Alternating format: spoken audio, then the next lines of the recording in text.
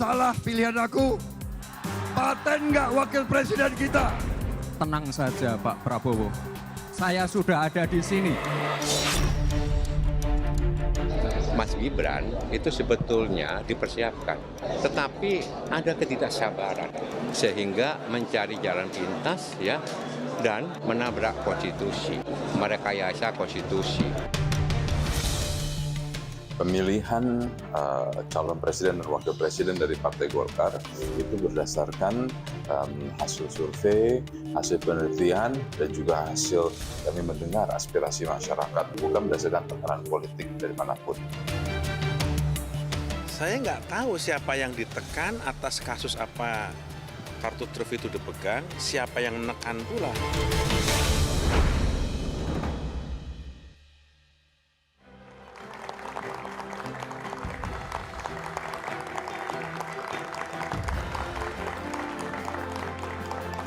Sejumlah ketua umum partai politik diisukan mendapatkan tekanan terkait arah dukungan di Pilpres 2024 mendatang. Beberapa ketua umum partai politik dikabarkan tak bisa merdeka menentukan pilihan dan arah dukungan karena kartu truf mereka sudah dipegang. Kuat dugaan pernyataan yang dilontarkan Sekjen PDI Perjuangan Hasto Kristianto ini terkait manuver Gibran Rakabuming Raka yang menjadi pasangan Prabowo Subianto di Pilpres tahun depan. Ada kecurigaan sebagian parpol memutuskan mendukung pasangan Prabowo Gibran karena ada arahan dan tekanan. Benarkah demikian? Inilah satu meja forum politik saling kunci. Siapa kuasa atur posisi. Nah, kalau kemudian ada cerita bahwa mereka memilih Pak Prabowo dalam tekanan karena kartu trufnya dipegang, saya kira Mas Hasto harus menjelaskan partai mana, ketua umumnya apa, untuk kasus apa, siapa yang menekan, siapa yang ditekan. Adalah Hasto Kristianto, Sekjen PDI Perjuangan yang pertama kali melemparkan pernyataan tentang adanya tekanan kekuasaan hingga kartu truf ketua umum partai politik terkait pencalonan Gibran sebagai kontestan Pilpres 2024. Benarkah ketum parpol yang dimaksud Hasto berasal dari Koalisi Indonesia Maju? Partai politik Koalisi Indonesia Maju pun membantah tudingan Hasto. Karena yang saya tahu semua partai politik yang mendukung Pak Prabowo itu orang yang merasa enjoy dengan suasana yang kita bangun. Kami menentukan pilihan ini murni berdasarkan hati nurani kami, bukan berdasarkan tekanan politik dari manapun. Kita tidak pernah juga berprasangka bahwa partai-partai yang tidak mendukung Pak Prabowo itu kemudian juga di dalam tekanan, dalam sebuah genggaman, ancaman. Kartu truf bisa diartikan sebagai kartu terakhir untuk menghalau manuver politik lawan. Putusan MK soal batas usia Capres-Cawapres diduga menjadi awalan mempersiapkan jalan putra sulung Presiden Joko Widodo menjadi kontestan di Pilpres 2024. Namun, putusan paman Gibran Anwar Usman berbuntut panjang. Mulai dari 9 hakim konstitusi yang digugat ke Mahkamah Kehormatan MK, ini perlu diketahui, ini perkara belum pernah terjadi dalam sejarah umat manusia. Ya. Seluruh dunia, semua hakim dilaporkan melanggar kode etik. Baru kali ini. Bukan soal Gibrannya yang mau kami halangi begitu ya, atau misalnya kami tidak suka Pak Anwar Usman, bukan itu. Tapi kami melihat MK ini sekarang legitimasinya menurun. hingga netralitas Presiden Joko Widodo yang diragukan.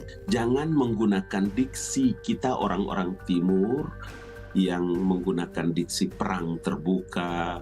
Benny Kaharman harus ingat bahwa Jokowi itu presiden yang bukan ketua umum partai. Untuk saya ini sulit apakah untuk menepis keraguan di masyarakat. Kok tidak tahu malu ya?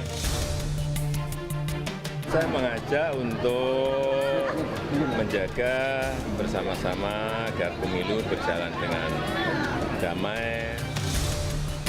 Pastikan ASN itu netral.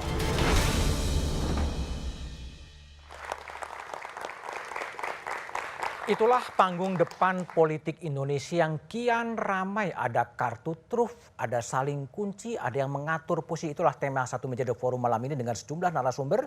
Dari ujung sebelah kanan ada Mas Jarod Saiful Hidayat, Ketua PDI Perjuangan. Malam. Di sebelah kanan saya ada Mas Johannes Joko, tenaga ahli utama kantor staf Presiden. Malam, Mas Joko. Bang Nurdin Halid, Wakil Ketua Umum Partai Golkar. Malam, Bang Nurdin. Malam, Mas Assalamualaikum. Yandri Susanto, Wakil Ketua Umum Partai Amanat Nasional. Malam, Mas Yandri. Dan pengamat politik Mas Ahmad Khairul Umam. Malam, Mas Umam. Saya ke Mas Jarod. Mas Jarod, ini sebetulnya apa sih dasar Mas Sekjen Hasto Kristianto mengatakan tersandra dan ada kartu truf? Ini apa?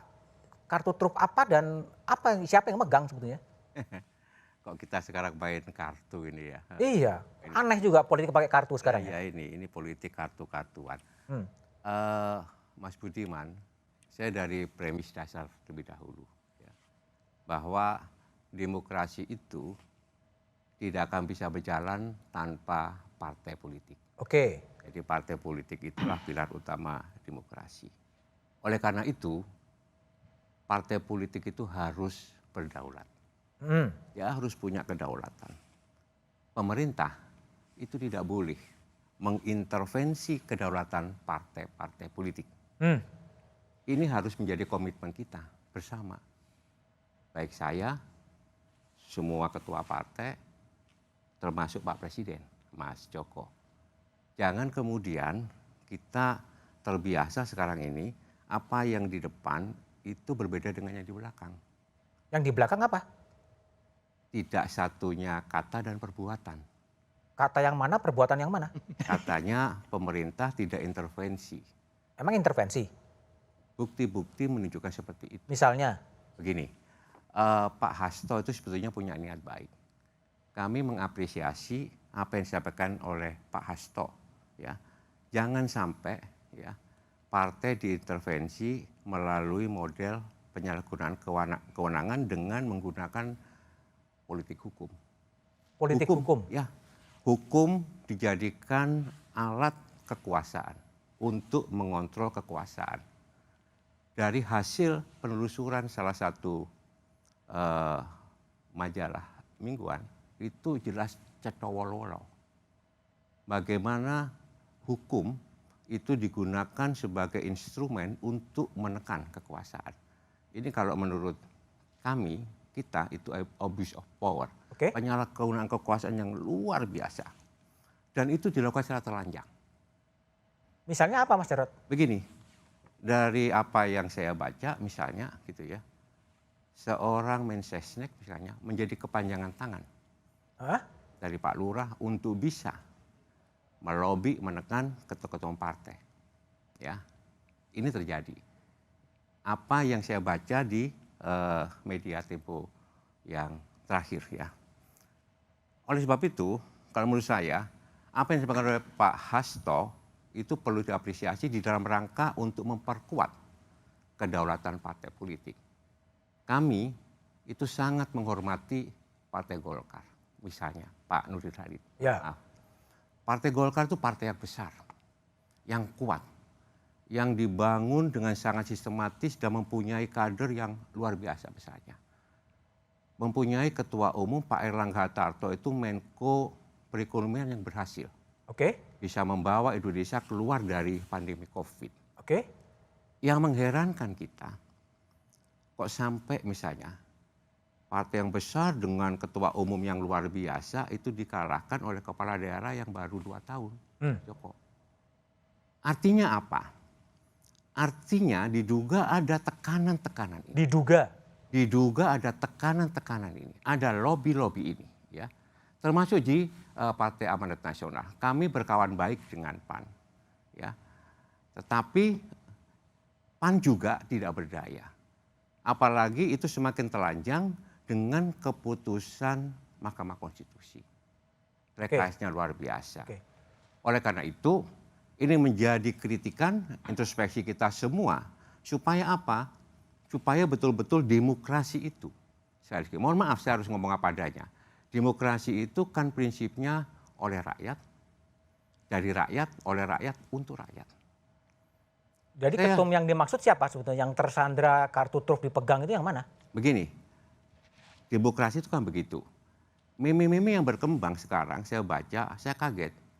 Demokrasi itu dimimikan, ya, plesetkan menjadi demokrasi dari istana oleh Pak Lurah untuk anak-anaknya Pak Lurah.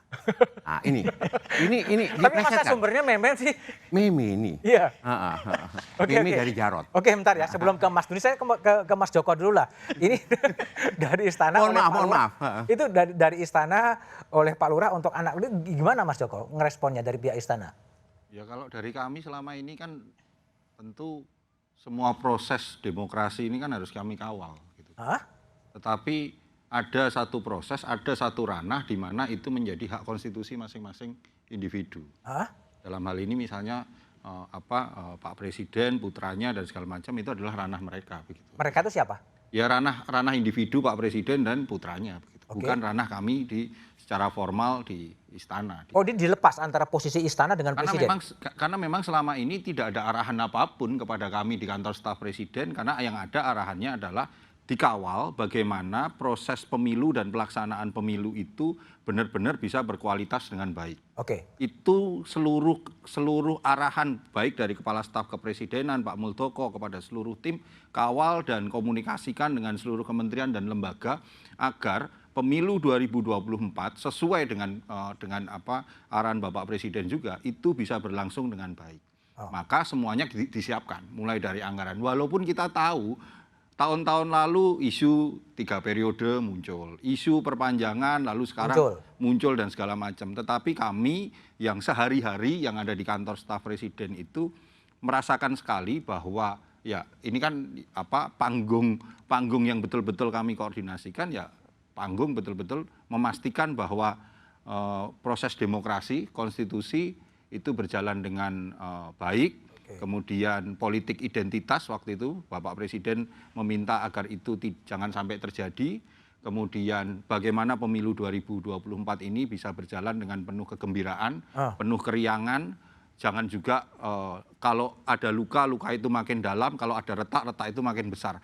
Jangan, karena kenapa? Kondisinya adalah hari ini bangsa Indonesia itu sedang menghadapi satu, dalam konteks geopolitik adalah krisis pangan, krisis energi. Dalam konteks kesempatan ada bonus demografi. Tetapi kita juga menghadapi agenda konstitusi 5 tahunan. Ini yang harus kita Aku minta jawaban Mas Joko pendek ya. 3 periode extended sama sekarang Gibran itu satu linear nggak sih? Kalau menurut kami nggak pernah ada arahan untuk mengamankan itu semua, nggak ada. Oh, nggak ada ya? Arahannya adalah jelas dan clear, pastikan bahwa seluruh perangkat-perangkat yang harus dilakukan untuk pelaksanaan pemilu 2024 itu berjalan dengan baik dan tersiap dengan baik. Baik, oke. Bang Nurdin, tadi kan betul Mas Airlangga atau Golkar itu memang tersandra dengan kartu truf. Jadi begini, demokrasi Indonesia itu dibangun di atas multipartai. Multipartai. Oleh karena itu, demokrasi yang baik adalah perlu ada kejujuran, sportivitas. Kejujuran, sportivitas. Sekalipun itu sulit terjadi karena politik identik dengan kepentingan. Kepentingan identik dengan kekuasaan. Disinilah kemudian dipermainkan oleh lobby-lobby politik. Nah, kalau apa yang dinyatakan sahabat saya, Mas Jarot, bahwa Pak Lurah ada intervensi, ada kartu dan sebagainya. Sebetulnya mudah. Sebab yang dikatakan Pak Lurah itu kan Pak Jokowi. Ya begitu Mas Jarod. Betul. Ya. Itu kan kader partai PDIP kalau nggak salah ya. PDIP. Dan itu petugas partai. Petugas partai. Kalau petugas partai mudah sekali. Tinggal panggil sebagai petugas partai menyampaikan. Kenapa ada tekanan kepada atau mencampuri kelautan partai lain. Itu mudah sebetulnya. Dan kali dilakukan oleh PDIP kita support. Dan kita beri apresiasi yang sangat tinggi. Faktanya adalah bahwa Partai Golkar di dalam menetapkan setiap kebijakan khususnya strategis itu tidak mudah. Tidak ditetapkan oleh seorang Erlangga Hartarto. Jadi andaikan ini, saya yakin itu tidak benar. Andaikan pun ada kartu truf dan itu kepada pribadi Pak Erlangga tidak akan mampu membawa pribadinya kepada Partai Golkar. Kenapa? Partai Golkar kolektif, kolegial. Setiap kebijakan sudah strategis itu melalui mekanisme rapat pleno, kemudian konsultasi dengan Dewan Pakar, konsultasi Dewan Pembina, penasehat.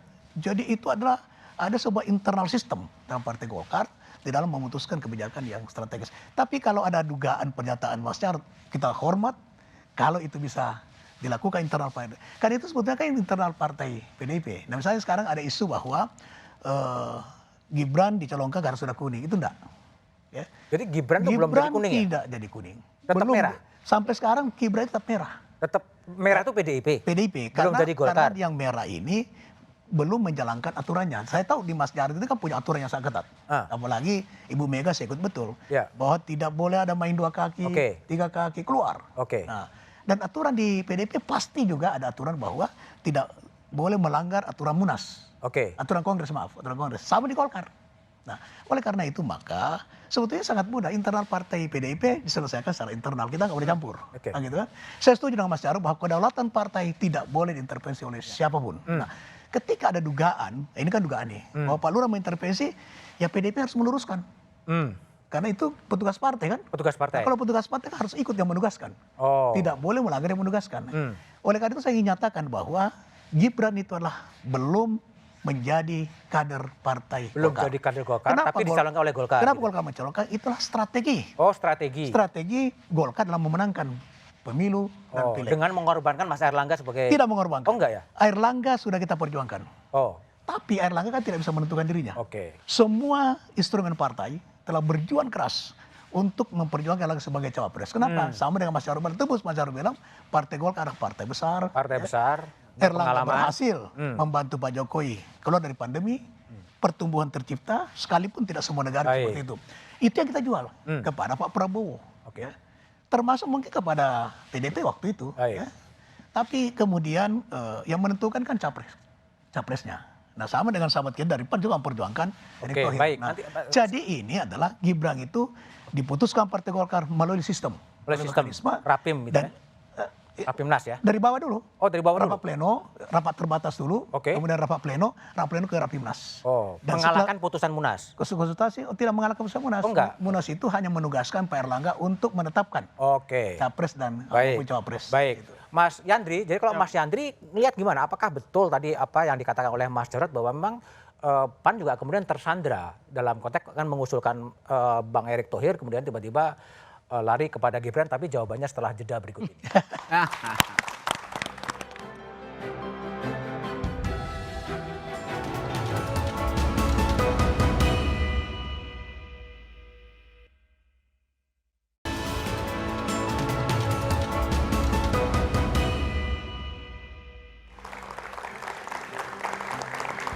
Masih bersama saya Budiman Tanrejo di satu meja The Forum. Mas Yandri Susanto, Wakil Ketua Umum PAN. Mas, sejauh mana sebetulnya PAN juga ikut tersandra atau sama sekali tidak tersandra dari Mas Erick, kemudian juga larinya kepada Mas Gibran? Ya, sebenarnya kalau PAN kan mendukung Pak Prabowo ini sudah 3 kali. Prabowo Hatta, Prabowo Sandi, Prabowo Gibran. Jadi kalau tadi Pak Jarod mengatakan mungkin yang disangkakan itu salah satunya PAN, saya kira kurang pas. Karena kenapa baru sekarang itu muncul gitu. Dan bagi PAN proses untuk mengambil sebuah keputusan itu sudah terlatih. Dan kami punya mekanisme sendiri kan, tanpa diintervensi oleh pihak manapun. Dan memang kami dari awal memperjuangkan satu nama, Erick Thohir. Dan itu kami komunikasikan dengan semua partai, ya Golkar, Demokrat, Gerindra. Tapi pada akhirnya kan mesti ada kesepakatan. Karena perintah undang-undang pemilu itu kan hanya satu cawapres yang bisa diambil oleh capres kan. Kalau 2 ya mungkin ikut ini. Tapi kenapa nggak ngotot dengan Mas Erick? Ya ini bukan masalah ngotot nggak ngotot. Kan? Ini persoalan harus mengambil keputusan pada akhirnya. Dan betul Erick Thohir itu seperti 2 sisi mata uang dengan PAN, ya kan? Sampai sekarang hubungan kami sangat baik. Kemudian kami sadar juga PAN itu ya nggak bisa ngusung sendiri, ya kan? Hanya 7% lebih nggak bisa ngotot juga. Gitu loh. Artinya ini sebuah realitas politik. Ya, artinya koalisi kan biasa. Jadi Pak Jarod jangan juga gara-gara kami misalnya tidak bergabung dengan PDIP dianggap ditekan gitu kan? Ini menurut saya yang kurang pas. Gitu. Kurang pas.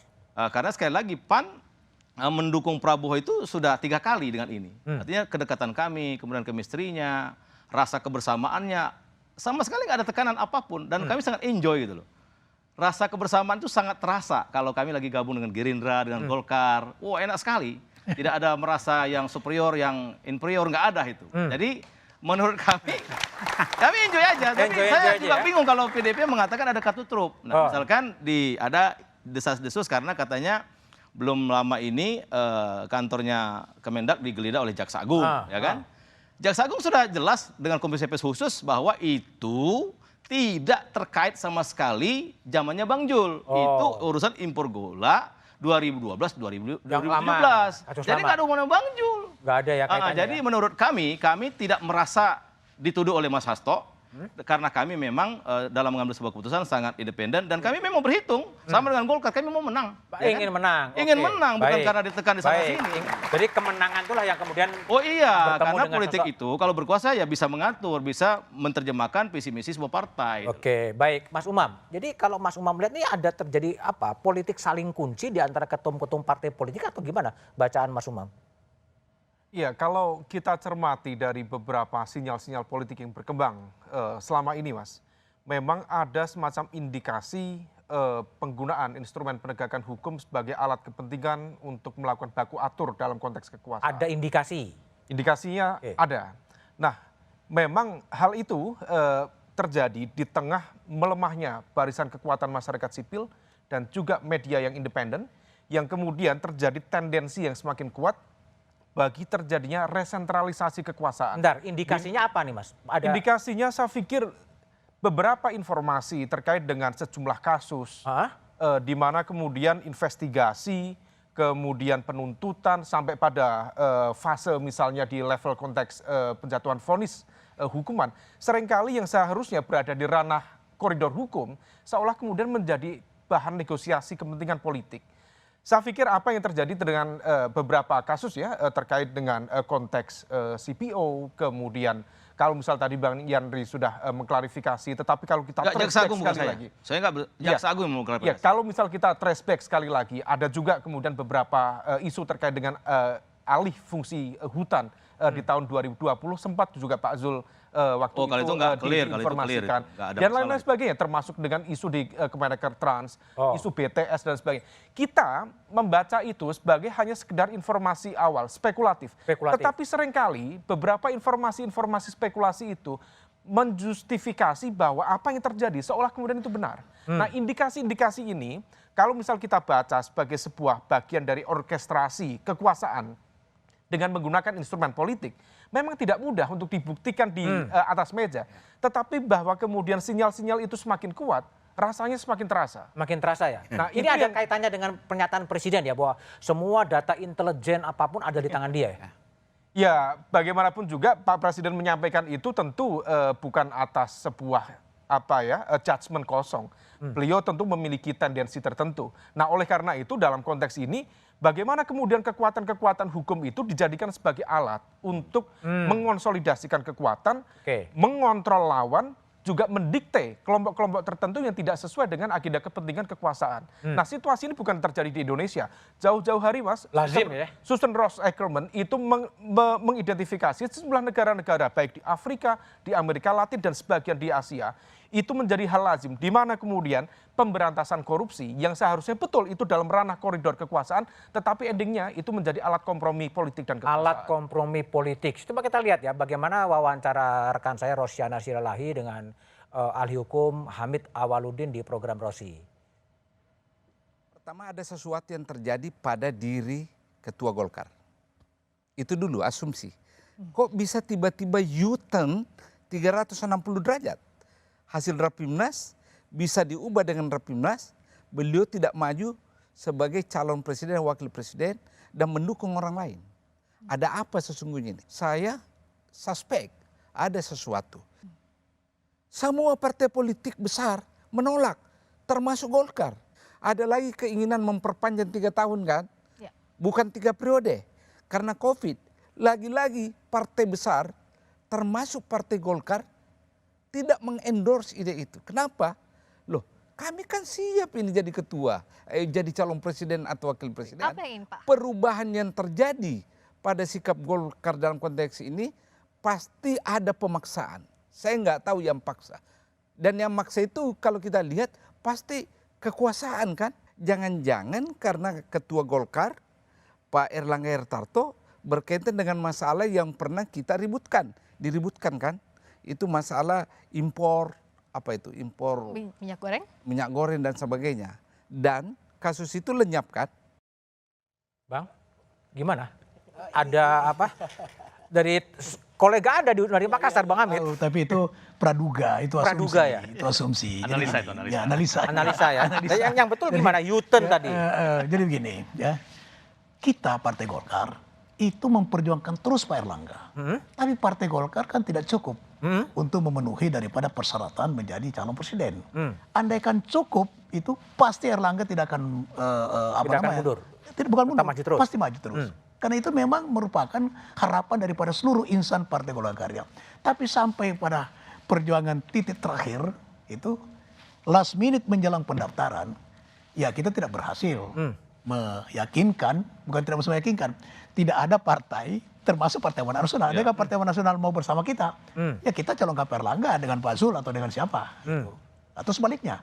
Tapi karena untuk memenuhi parliamentary threshold ini tidak bisa kita lakukan, maka kita menurunkan ke cawapres. Inilah kemudian yang kita tawarkan kepada Pak Prabowo. Tapi U-turn itu betul terjadi kan tadi? Oh tidak. Enggak juga? Tidak seperti itu. Gini, setiap pejabat publik pasti punya konsekuensi dipanggil oleh penegak hukum ketika dibawa kendalinya ada masalah. Nah, ini kan Pak Erlangga itu bukan tersangka. Dipanggil sebagai saksi untuk menjelaskan kebijakan di bidang waktu itu bukan impor, ekspor. Ekspor minyak goreng di tengah kelangkaan minyak goreng. Jadi sebagai pejabat publik, dia punya kewenangan sebagai koordinator di bidang ekonomi untuk menjelaskan kebijakan-kebijakan itu. Jadi bukan beliau sebagai tersangka, jadi beliau belum ada sangkut paut dengan kasus hukum. Ya tapi setelah koalisi terbentuk, kemudian sepi juga ceritanya, nggak ada lagi panggilan-panggilan ya? Ya karena dia bukan tersangka. Oh bukan tersangka. Dia hanya dipanggil saksi untuk menjelaskan, membuat terang itu kasus.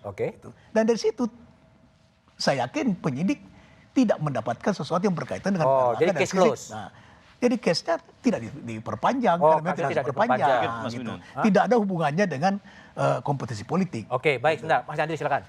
Saya mau merespon Mas Umam tadi. Jadi kalau tadi misalkan disinggung masa alih fungsi hutan, itu kan zamannya SBY, Pak Bang Jul jadi menteri kan.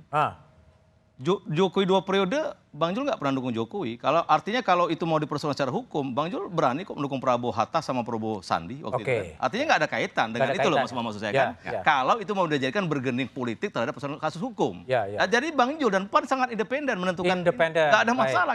Bahkan waktu kita nggak mendukung Pak Jokowi periode kedua, sebelum kita mendeklarasikan capres Prabowo Sandi, Bang Asman tuh langsung mundur loh dari menterinya Pak Jokowi. Itu artinya memang PAN sangat percaya diri, nggak ada persoalan dengan tekan menekan.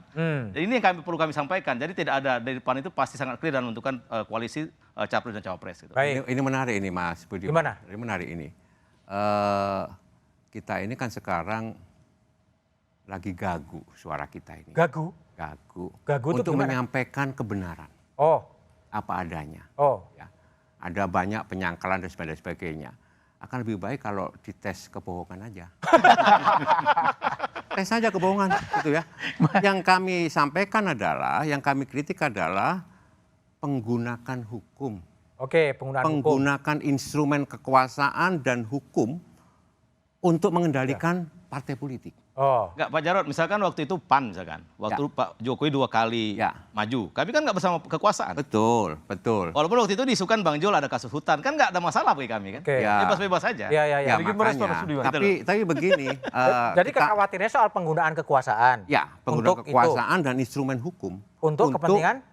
Tadi mengendalikan, menekan partai politik. Menekan partai politik, baik ya. Coba nanti Mas Joko akan coba jawab ya. Apakah betul ada penggunaan instrumen-instrumen kekuasaan, instrumen hukum tapi kita setuju, partai politik? Tapi jawabannya setelah jeda berikut ini aja.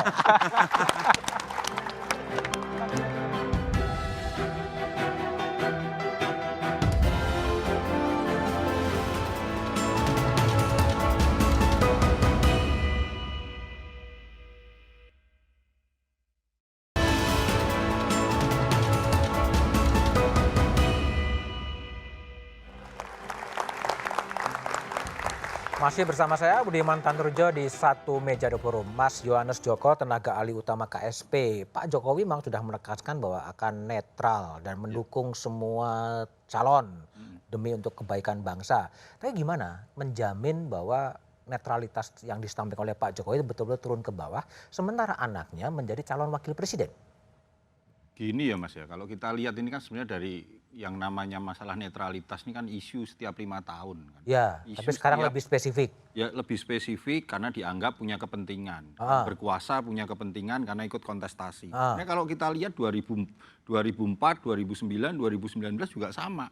Yang berkuasa juga punya kepentingan kontestasi. Kalau menurut saya begini Mas, kita kembalikan saja sekarang bahwa semua mekanisme itu sudah disiapkan. Semua regulasi sistem terkait tentang pengawasan, terkait tentang netralitas, tentang bagaimana pemilu ini harus berjalan dengan jujur dan adil, itu sudah ada semua regulasi dan sistemnya. Itu kan normatif ya? Normatifnya. Ya. Hanya tinggal bagaimana kita sekarang menjalankan itu bersama. Oke. Menjalankan kuncinya apa? Pengawasan bersama. Pengawasan dari pemerintah dan juga pemerintah kan juga ada Komisi Aparatur Sipil Negara. Jangan salah loh Mas, waktu Pilkada 2024 komisi ini betul-betul berjalan. Kalau instrumen hukum gimana yang kemudian diterapkan untuk mengarahkan, mengatur itu semua? Ya itu kan asumsi kan. Praduga, asumsi juga? Asumsi praduga yang sekarang ya kalau memang benar seperti itu ya sudah didorong saja. Tetapi ini kan asumsi praduga ada instrumen hukum yang digunakan untuk kepentingan politik.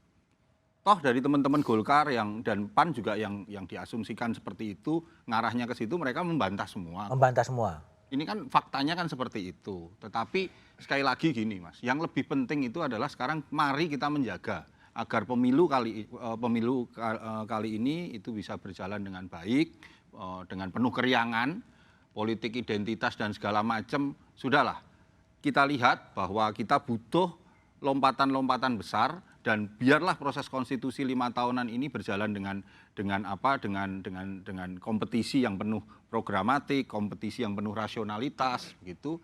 Dan ujungnya nanti setelah kompetisi ini selesai, ya mari bergandengan tangan bersama semua kekuatan-kekuatan politik ini. Jadi enteng-enteng aja gitu ya? Ya menurut saya mari kita lihat dari perspektif itu begitu Mas. Gitu. Jangan hanya sekedar dilihat perspektifnya adalah perspektif peperangan, diksi peperangan, kemudian diksi bermusuhan. Jangan dilihat ke situ. Tapi diksinya kekeluargaan. Bukan sekedar kekeluargaan, tetapi diksi kompetisi, diksi bagaimana kita beradu programatik. Karena dengan adu programatik itu kita membangun pendidikan politik untuk rakyat. Itulah sebenarnya yang menjadi kekuatan kami di KSP, bagaimana kita mengawal pemilu 2024. Baik, Mas Umam. Kalau Mas Umam melihat ini potensi penyalahgunaan kekuasaan ya untuk tadi Presiden menyatakan netral. Itu gimana menjaminnya sih kalau kemudian putra dari presiden ikut jadi bakal calon wakil presiden? Ya kalau menjaminnya memang tidak mudah kalau misal konteksnya jaminan Mas. Tetapi fakta politik menegaskan bahwa hadirnya Mas Gibran sebagai cawapres Pak Prabowo itu adalah sebuah pertaruhan besar bagi Pak Jokowi dan keluarga besar beliau. Kalau misal Prabowo Gibran sampai kalah, maka kemudian kartu politik Pak Jokowi dan keluarga akan menjadi sasaran tembak dari rival-rival politik Pak Jokowi. Artinya apa? Ini adalah bagian dari survival interest. Kalau udah bicara survival interest, besar kemungkinan apapun cara akan dilakukan untuk memenangkan. Antara cara apa seperti apa? Cara apa tuh? Cara tentu beragam, mulai dari konteks penguatan pengaruh, kemudian mobilisasi kekuatan, termasuk juga barangkali yang kita tidak inginkan, kita khawatirkan itu kan terkait dengan konteks politisasi instrumen kekuasaan negara. Mas Imam, penguatan jaringan itu kan bukan pelanggaran.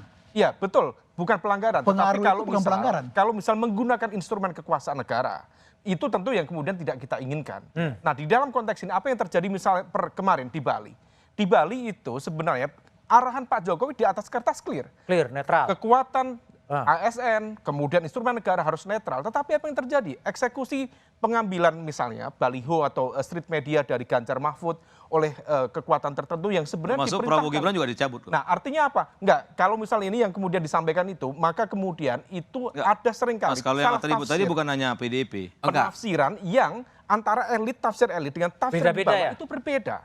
Nah situasi ini Pak yang kemudian betul-betul harus dijaga. Nah dalam konteks ini tentu political will of the top political leader dalam konteks ini Pak Presiden betul-betul dibutuhkan. Rakyat membutuhkan pembuktian. Memang betul secara aturan kemarin kita sempat bahas di pasal 299 Undang-Undang Pemilu nomor 7 tahun 2017 Presiden dan Wakil Presiden itu clear diberikan hak untuk mendukung capres-cawapres tertentu. Tetapi di saat yang sama di pasal 304 itu ditegaskan secara lugas Kalau misal lagi kampanye atau memberikan dukungan, maka hak-hak kekuasaan negara itu harus dilepaskan. Kecuali pengawalan. terkait pengawalan keamanan, kesehatan, protokoler, itu fine. Tetapi kemudian yang kita tentu berasumsi Pak Jokowi bukan politisi kemarin sore. Beliau sangat canggih. Di atas kertas tentu akan clear. Kalau kita tetapi masuk sel-sel pada politik di belakangnya itu yang kemudian bisa kalau kita baca. putusan MK yang terakhir itu bagian dari intervensi kekuasaan atau gimana, Mas? Tentu di atas kertas, Mas, kita membaca nanti dari hasil Majelis Kehormatan Mahkamah Konstitusi. Tetapi kami dari masyarakat sipil ada dugaan mengarah ke sana. Nah, kalau misal kemudian kita lihat perkembangannya, bagaimana kemudian sejak awal ya Mas ya, dulu narasi tentang tunda pemilu, kemudian presiden 3 periode, itu kan terjadi secara sistematis. Sistematis. Dan kemudian melibatkan cukup banyak pihak, bukan hanya beberapa menteri, termasuk mohon maaf, kalau misal ini menjadi bagian dari fakta politik yang menegaskan misalnya dulu Pak Erlangga sempat menyampaikan dukungan terhadap wacana 3 periode. Kemudian saya luruskan itu tidak pernah. Yang pernah ada adalah petani di Lampung menyampaikan aspirasi di dalam konteks Riau. Betul. Dan saya wakil ketua Partai Golkar di mana-mana boleh dicek itu jejak Pak kita. Nurdin, itu saya betul. membantah dan saya Pak Nurdin itu betul disampaikan pada tanggal 22 Februari 2022. Maaf, 24 Februari 2022. Tetapi kami melihat masyarakat ketika elit kemudian mulai bergeser dan juga mulai memainkan isu itu, yang kami baca ini adalah sinyal politik. Kalau misal kemudian disebutkan oleh seorang Pak Erlangga ini pemimpin besar, Pak. Beliau bukan hadir sebagai pemimpin pribadi, tetapi memimpin partai besar. Kalau misal kemudian terjadi pergeseran, maka kita akan bertanya-tanya, ini kemungkinan akan terjadi mobilisasi kekuasaan.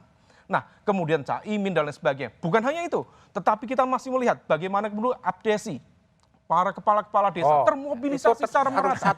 Satu linear gitu ya? Itu linear. Sampai putusan MK. Kalau presiden ngundang kepala desa itu wajar. Termasuk putusan dari pengadilan negeri di Jakarta. Di Jakarta ngundang camat, yang betul-betul wajar.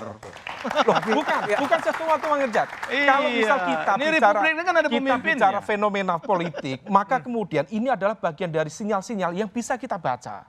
Nah, oleh karena itu tentu kembali pada konteks netralitas kekuasaan presiden. Pak Presiden memiliki hak untuk mendukung.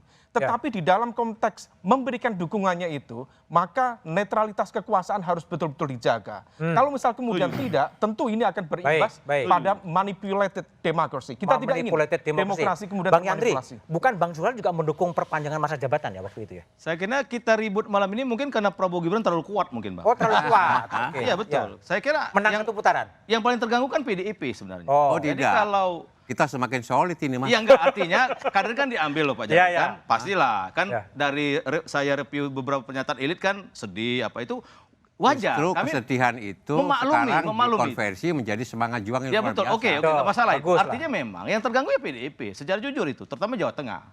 Nah, oleh karena itu diskusi seperti ini bagi PAN tidak akan mengganggu konsolidasi untuk memenangkan Prabowo Gibran. Karena semua instrumen yang digunakan oleh Prabowo Gibran tidak ada yang dilanggar. Ya, tapi gini, Bang Yandri, Bang Zulhas kan dulu kan ikut mendukung juga pada perpanjangan masa jabatan presiden kan? Oh, tapi itu kan nggak ada arahan dari Pak Presiden. Itu waktu itu 80% itu menurut kita ya, tapi kan tidak lama setelah itu kita ralat kan. Oh, diralat, diubah lagi posisinya. Tapi memang pernah mendukung itu kan sebetulnya? Ya secara lugas tidak, tapi bahwa itu bagi diskusi publik ya kita memang waktu itu menerima beberapa masukan. Gitu. Yang paling tegas menolak itu cuma Bu Mega dan PD Perjuangan. Yang perpanjangan? Ya. Itu yang paling tegas menolak. Karena itu menabrak konstitusi. Karena itu yang diperjuangkan reformasi itu jangan sampai presiden terus-menerus. Kalau putusan MK gimana?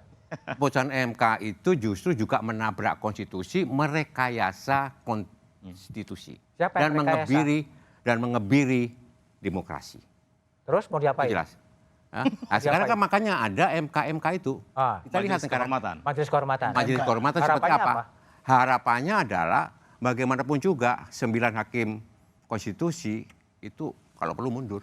Mundur? Kenapa? Yang ngisi siapa? Dipilih lagi aja. Dipilih lagi? Ya, kenapa?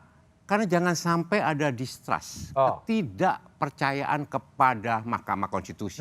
Mahkamah Konstitusi itu keputusannya setengah dewa. Setengah dewa? Karena final and mengikat. Banding. Ya, maka daripada itu masyarakat bertanya, jangan sampai ada konflik kepentingan di situ. Coba lihat itu hasil keputusan MK itu. Sebetulnya kan yang menerima itu 3. Ya. Ya, 2 menerima dengan catatan, yang 4 menolak. 4 menolak. Betul nggak? Yang 2 catatan kan harusnya kan yang boleh itu kan gubernur. Ya, tapi yang 3 ini. Nah, Jadi, oleh sebab itu kami khawatir betul kalau Mahkamah Konstitusi itu kehilangan marwahnya dan ini tetap diteruskan, nanti setelah pemilu itu pasti ada gugatan. Ada gugatan, ya biasalah gugatan setiap pemilu ada gugatan kan. Tapi yang jadi menarik adalah ada tudingan mencederai konstitusi dan putusan MK ini akan apakah punya dampak pada bakal cawapres dari Gibran? Jawabannya setelah jeda berikut ini.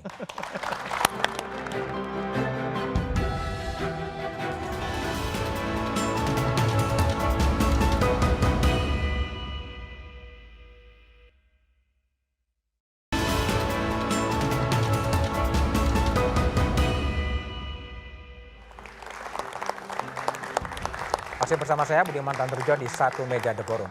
Mas Yandri, jadi banyak publik sekarang masih menunggu putusan MK. Nah, Koalisi Indonesia Maju bagaimana mengantisipasi apakah putusan dari MK ini bisa berpotensi untuk cawapres dari Gibran?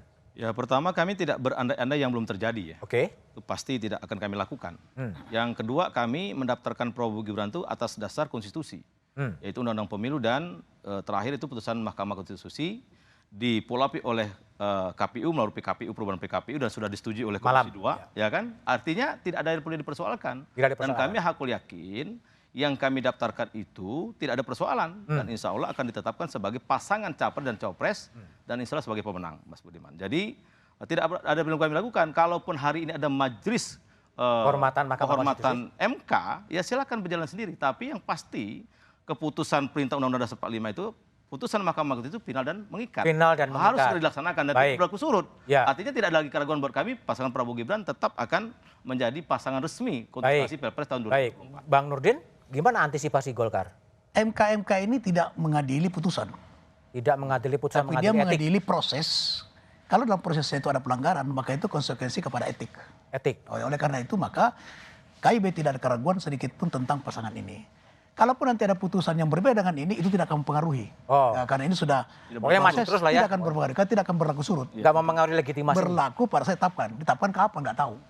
Dia tidak mungkin lagi akan mempengaruhi daripada proses pendaftaran dan KIB tidak ada keraguan sedikit pun. Tapi saya ingin mengatakan begini Mas Budiman, bahwa ke depan ini seluruh komponen bangsa, anak bangsa, di instrumen manapun, instrumen politik, ASN, kekuasaan dan sebagainya, harus mencontoh sepak bola. Apa? Saya orang bola. Sepak bola? Oh. Fair play. Oh, Erick Thohir dong kalau gitu. Fair play. Ya? Itu bukan. Jadi gini, jangan kita selalu berpraduga bahwa Pak Jokowi karena anaknya. Coba kalau kemarin dukung Erick Thohir, itu mungkin ya. Iya.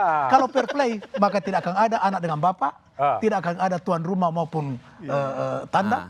Semua dijalankan sesuai aturan. Baik. Khususnya KPU. KPU jangan sama sekali terpengaruh oleh siapapun.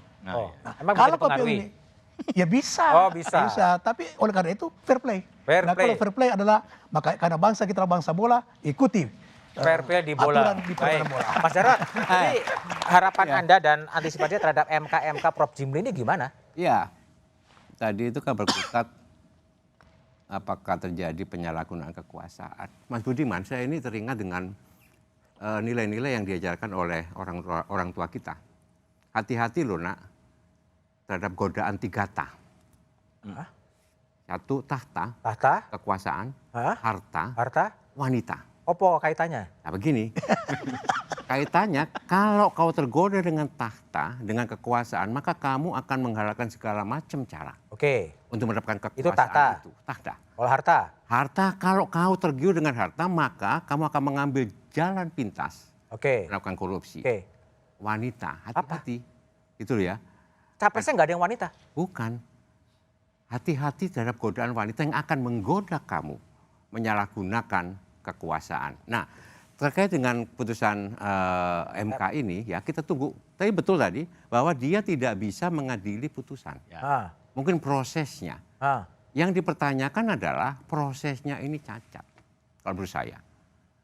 Kenapa? Karena ada konflik of interest. Ini semuanya, Mas Budiman, digunakan untuk melanggengkan kekuasaan, memperpanjang kekuasaan. Kami ini pendukung Pak Jokowi. Pak Jokowi ini selalu kami dukung, kami bela ya dalam situasi apapun. Karena beliau orang baik. Dia bisa bekerja. Tetapi kalau sampai ada pelanggaran-pelanggaran yang nanti akan membuat kemunduran demokrasi, tugas kami untuk mengingatkan. Mengingatkan dengan sebagai cara rasa sayang. Rasa sayang. Ya. Oke. Supaya janganlah ditabrak-tabrak seperti itu. Baik. Hati-hati. Apa yang sudah dikerjakan selama 9 tahun jangan rusak oleh setitik nila. Baik, Mas Joko. Jadi harapan Anda ini kan masih ada satu batu sandungan atau apa soal MK yang bisa mengubah lagi konstelasi politik. Gimana Anda KSP mengantisipasi putusan MK ini? Ya biar aja keputusan itu. Apapun keputusan yang terjadi di MK atau keputusan politik seperti apa biarkan. Tetapi yang pasti dari kantor staf presiden clear, kita akan mengawal apa yang menjadi arahan Bapak Presiden. Salah satu yang menjadi arahan Bapak Presiden adalah ketika pertemuan dengan para pejabat kepala daerah kemarin. Bapak Presiden sangat jelas sekali mengatakan untuk memberikan dukungan dan bantuan penuh agar pemilu ini berjalan dengan fair dan dengan adil, transparan dan damai kepada KPUD Bawaslu. Jangan ada kepala daerah yang miring-miring. Maka kantor staf Presiden akan fokus untuk membackup seluruh elemen-elemen yang memastikan agar pemilu 2024 itu bisa berjalan dengan baik. Anggaran dipastikan suplai anggaran kepada para penyelenggara harus dapat dengan baik, jangan memihak, ASN harus netral, dan yang pasti satu Mas, bagaimana kita masyarakat ini menjaga kerukunan. Agar pemilu 2024 itu gembira ria. Agar pemilu 2024 itu betul-betul menjadi sarana agenda konstitusi untuk kita bisa bersama-sama melakukan regenerasi kekuasaan dengan damai. Baik, gitu, Mas. Mas Umam, percaya dengan tadi statement yang diartikulasi oleh Mas Joko bahwa gembira ria, netral dan lain sebagainya. Gimana? Enggak, pertanyaan Mas Budiman membuat saya tergelitik. Kalau soal percaya atau tidak, bagaimanapun juga ya harus percaya, Mas. Semua membutuhkan pembuktian, satu kata dan perbuatan. Bagaimana kemudian konsistensi dari Pak Jokowi itu nanti yang akan dibuktikan oleh sejarah. Pak Jokowi tentu tidak akan mungkin dalam konteks situasi seperti ini beliau menunjukkan keberpihakan kepada capres AB. Tetapi kalau misal kita cek selama bagaimana ini kemudian sel-sel apa yang dikatakan, apa yang dilakukan di sekitarnya itu menunjukkan keberpihakan kepada salah satu kekuatan tertentu. Nah, situasi ini Mas yang tampaknya juga perlu kita cermati. Tetapi terlepas dari itu tadi disampaikan terkait dengan konteks putusan MK. Bagaimana dengan putusan MK? Masih ada celah. Kalau misal kemudian itu ada keberanian dari MK sendiri, karena bagaimanapun juga di Undang-Undang 48 tahun 2009 tentang kekuasaan kehakiman, di pasal 7 ayat 6 dan juga ayat 7 itu dijelaskan begini, dalam hal terjadi pelanggaran terhadap ketentuan sebagaimana dimaksud pada ayat 5, putusan dinyatakan tidak sah. Dan kemudian ada sanksi lanjutan terkait hukum hakim dan juga panitera. Di ayat yang ke-7, perkara sebagaimana dimaksud ayat 5 dan 6 diperiksa kembali dengan susunan majelis hakim yang berbeda. Nah, tetapi problemnya memang ini menjadi sesuatu yang agak problematik karena situasinya 9 hakim sekarang terlaporkan dan kemudian bagaimana komposisi hakim baru. Nah, di atas semua itu ada rumus kekuasaan yang tampaknya sering dan juga barangkali agak relevan di Indonesia. Sebuah kekeliruan yang bisa dipertahankan dengan kekuatan politik dan mampu memenangkan politik, dia akan menjadi kebenaran baru. Oke, itulah sabda dari Mas Umam ya. Matur nuwun, Mas Umam, Mas Yandri, Bang Nurdin, Mas Joko, dan Mas Jarod. Pemilu 14 Februari 2024 adalah musyawarah besar bangsa ini untuk menentukan siapa pemimpin yang paling layak memimpin bangsa ini. Namun, musyawarah panggung belakang yang diselimuti misteri dan kontroversi termasuk mengakali konstitusi menjadikan musyawarah besar bangsa ini menyisakan beban legitimasi bagi bangsa ini. Sejarah akan mencatat. Sukseskan pemilu 2024 dan pastikan tetap di Kompas TV, independen terpercaya untuk mengikuti perkembangannya. Demikian Satu Meja di Forum malam ini. Sampai jumpa pekan depan. Selamat malam dan terima kasih.